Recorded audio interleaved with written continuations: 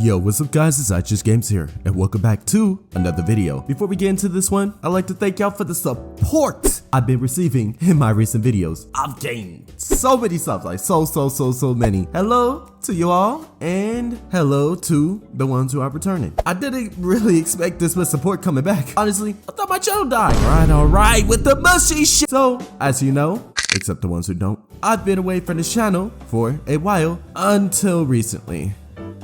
Again, I really need to stop. This also means I miss so much indie horror game content, from teasers to so much more. So rather than analyzing every single teaser from every popular indie horror game and being wrong 100% of the time, but not admitting it because I don't like holding myself accountable, truthfully speaking, why not combine all teasers, trailers, and all for a specific indie horror game into one giant video? Oh my god, dude, you're such a fucking genius. I like to call this miniseries almost every insert game here teaser analyzed. Y'all like that? Golly, you're such a genius. Okay, shut up. Goddamn, you've only had like 3 seconds of screen time. I'm already getting tired of you. Anyways, today's game we're going to be analyzing is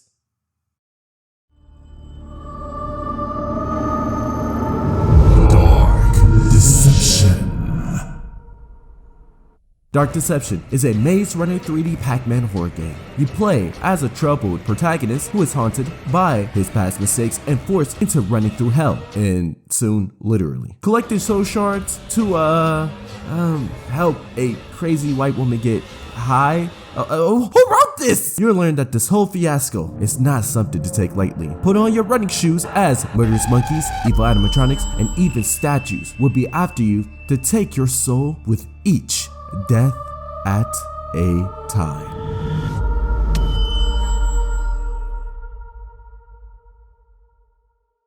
Since its initial release, we have gotten 4 chapters of this game and are now on to our last one, Dark Deception Chapter 5, Fated Conclusion. We have a lot to go over, 2 known levels and some other big stuff that were posted on Dark Deception's official Twitter. But there is a lot, and I mean a lot of information once again to go over, so buckle up, cause here we go. Also, big thanks to Mr. on YouTube and the Dark Deception Fan Wiki for posting answers to Glow Sticks Entertainment 1-hour Q&As of Eternal Doom and Despair into more bite-sized, straight-to-the-point videos. Without them, nah, I lied. I'm probably gonna say something wrong anyways, because of Dark Deception. Because like, Dark Deception fan number 45 without a job will probably notice I didn't point out Doug Hauser's singular gray hair follicle.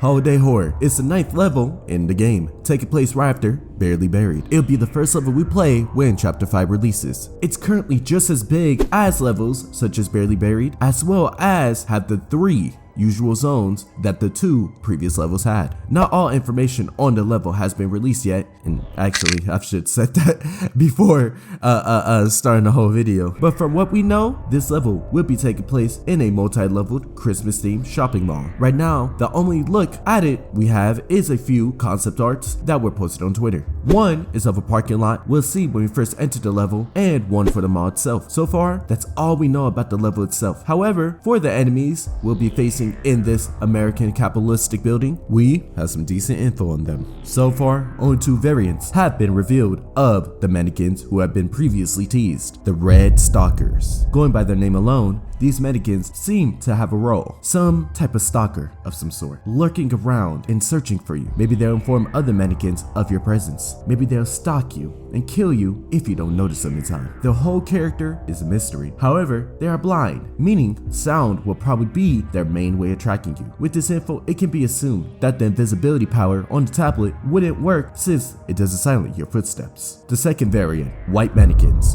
no official name yet, which are considered non-functional or somewhat still considered enemies. Maybe they won't actively kill you, but use their body to block paths or disrupt your pathing. However, there are more than 3 mannequin types according to Glow Sticks Q&A, meaning that despite them being blind, sound might not just be the only way they could track you. And not just that, with 3 variants means more ways to catch you and more ways to kill you. What doesn't help as well is that the mannequins will be the fastest enemy compared to Chapter 4 monsters, meaning that even with your powers fully maxed out, you will still have to be strategic with your usage of your powers and your pathing. These mannequins are like Americans on a 2005 Black Friday night, dangerous if you entered any store at that time. All the mannequins, however, are like a hive mind being controlled by one singular person. And speaking of which, finally we move on to the big bad of the level. The boss, some would say.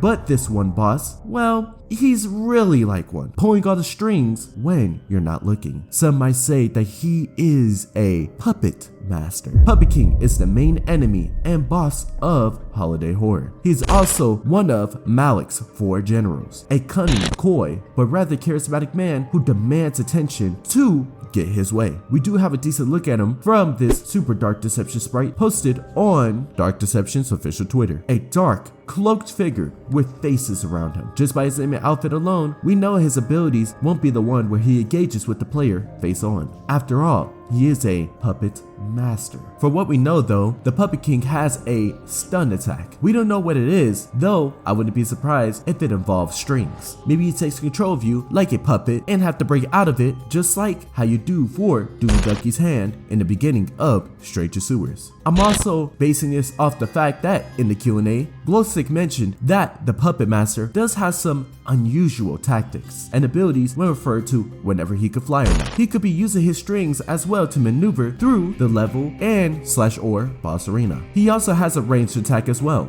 Once again, according to the Q&A, Puppet King will be one of the scariest and most dangerous enemies to deal with in Dark Deception Chapter 5.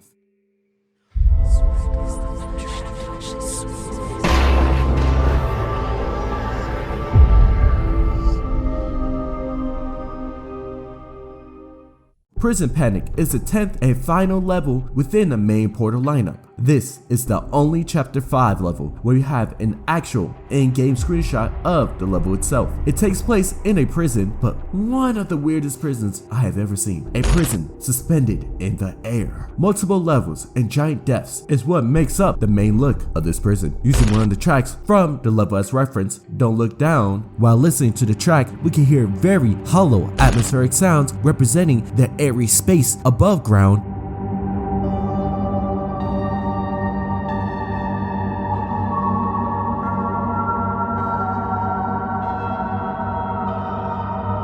Along with a deep rumbling bass representing the depths and the pit of the level.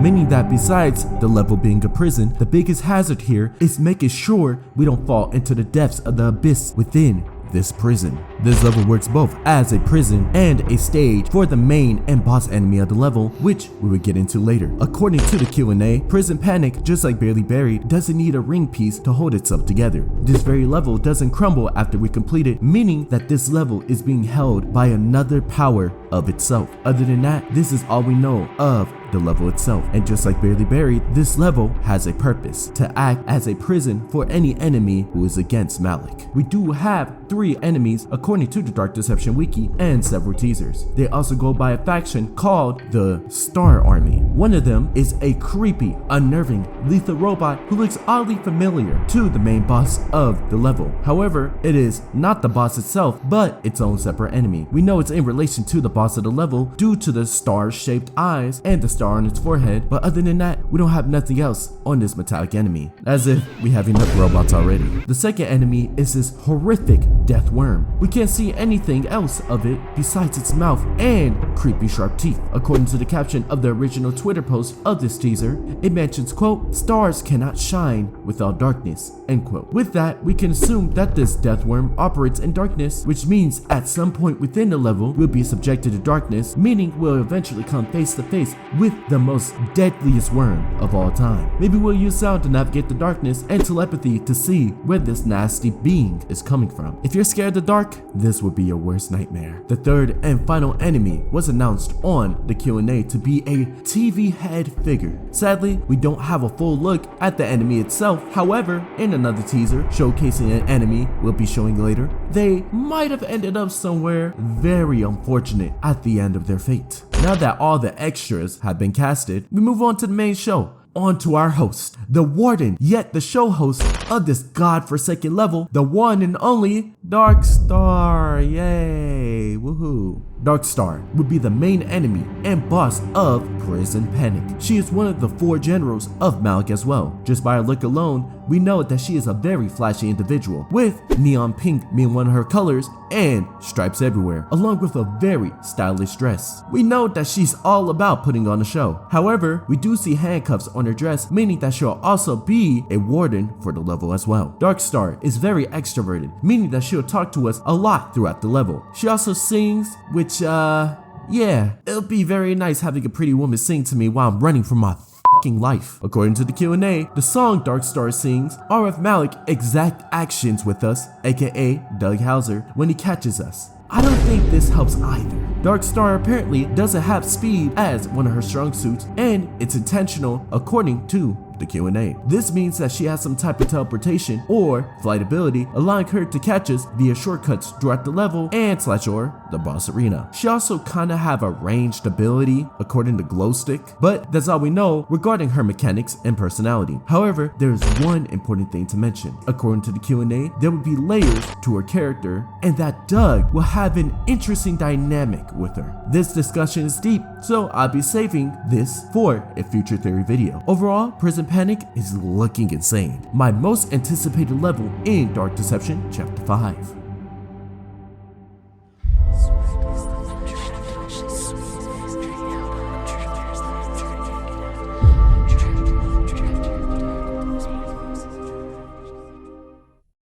Fear Fortress is the 11th and final level in Dark Deception Chapter 5. We have little info and actual teasers on the level itself. What we know of is the fact that it takes place within Malik's realm, aka the realm behind Malik's door within the ballroom. The closest info we have to describing the location of Fear Fortress is 2 pieces of information from the Q&A stating that 1, Malik has a business running there. They also mentioned that there would be an office of some sort. Well, obviously because he has an office building, a hellish one. And 2, this concept art image we have here from the official Dark Deception Twitter page showcasing a giant room with what they describe as pillar demons posing around the room as statues. At least I'm assuming they're statues, but who really knows what is and what isn't a statue at this point? We have little to no information on the pillar demons, whether they're an enemy or not. As a matter of fact, we have little to no info on the enemies in Fear Fortress besides the Q&A mentioning that there would be a lot of them. Though get this, they also say Fear Fortress has been the hardest level for them, but we'll see once we besiege the Fortress of Fear once Chapter 5 finally releases.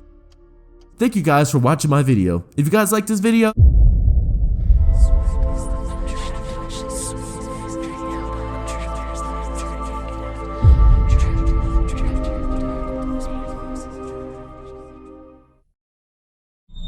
the secret 12th level of Dark Deception has finally been revealed. Wicked Ways. The only way to get to this level is to S-rank every previous level before and read every E-note to unlock it. This level won't be accessible to the ones who aren't willing to go above and beyond. From previous Q&As, they mentioned that S-ranking all the levels, as well as reading all the E-notes, will give you a new ending to the game, meaning that this level will have the most impact on the story, yet it's so mysterious to me, which makes this level very fascinating. As per usual, we don't have much info on this level either. The only piece of information we have on this level is this giant, horrid mess, an amalgamation of almost every previous Dark Deception monster put into this grotesque being of pure evil.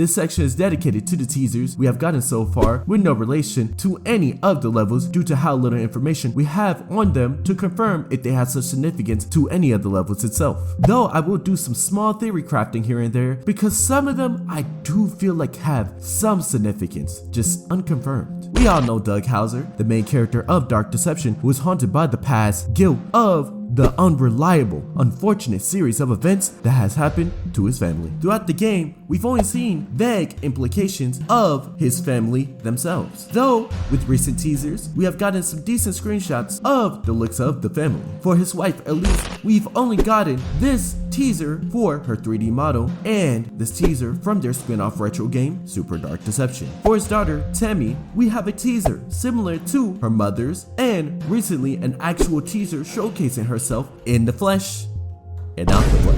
Yeah, just like how she appeared in chapter 4, she's still gonna be a problem. Hell, it's so bad, even Doug Hauser is going to be a problem for himself, as seen in this creepy teaser with what looks like to be a twisted version of himself wrapping his scorched hands around his daughter. Remember Joykill, this sorry ass murderous transformer that showed up in Mascot Mayhem? Well, apparently he's making a comeback of sorts. He does look a little withered, don't you think? In the Q&A, they mentioned that Darkstar doesn't like Lucky due to his updated technology, which makes you speculate that he'll show up again in Prison Panic. Even in his Twitter teaser caption, it mentions straight to the top. And just like in Prison Panic, there wouldn't be a top if there wasn't a bottom to begin with. And unfortunately, we won't be reaching to the top. More so, we'll be spiraling down to the pits of hell, and we'll have to tread through the flames and demons with our bare hands to atone for our sins, and finally figure out what this dark deception really is. Once Dark Deception, Chapter 5, Faded Conclusion, finally releases. Thank you guys for watching this video. I know not all chapter 5 teasers were shown in this video, and that's because those are the ones I probably covered in previous videos already. So if you want to learn more, make sure to check out that Dark Deception playlist on my channel. And I'm so sorry for the delay again. At this point, I can't even say sorry. I can't even say sorry no more. I've said it too much, but the holidays have me caught up. Plus, this video took too long to make, way too long. But now that I'm free, I can pursue this channel fully again. If you guys like this video and want to see more of my content, you guys pretty much already know what to do. If you guys want to see more of me, go check out my socials. Links in description. This is Just Games, and I am out.